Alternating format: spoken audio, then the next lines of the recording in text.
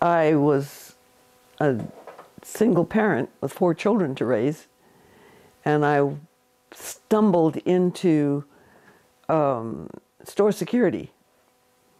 And as a result of that, I met deputy sheriffs and city police officers in Sacramento.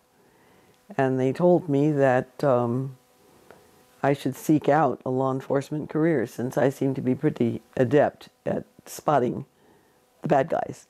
At that particular time, which was 1965, there were no female officers in Sacramento.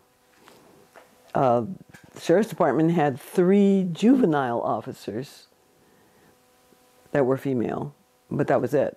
The only other females were jail matrons. And I took the test and became a jail matron, and 4 years later, lo and behold, they made female officers, and I became one of them. All I had to do was pass the academy, and I was in, and I did. Go and train at the academy? Yes, I did. I went to the academy, I graduated from the academy, became a deputy sheriff. A year later, because of my time in grade, I took the test for sergeant and made sergeant. So. How many women were there in the academy?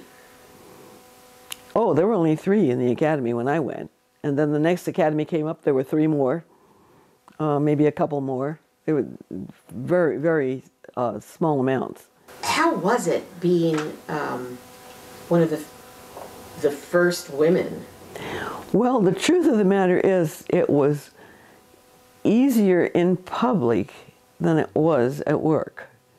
Because at first it was, and it wasn't the male officers' fault that they didn't feel comfortable with us, because we had to wear 2-inch slip-on high heels, stockings, a skirt, and our guns were in purses, which were strapped to our shoulder.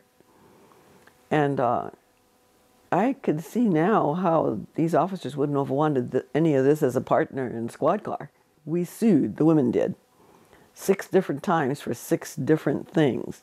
To get decent shoes, trousers, pants instead of skirts, get rid of the stockings, get rid of the purse, and get rid of the guns with a little 2.5-inch barrel.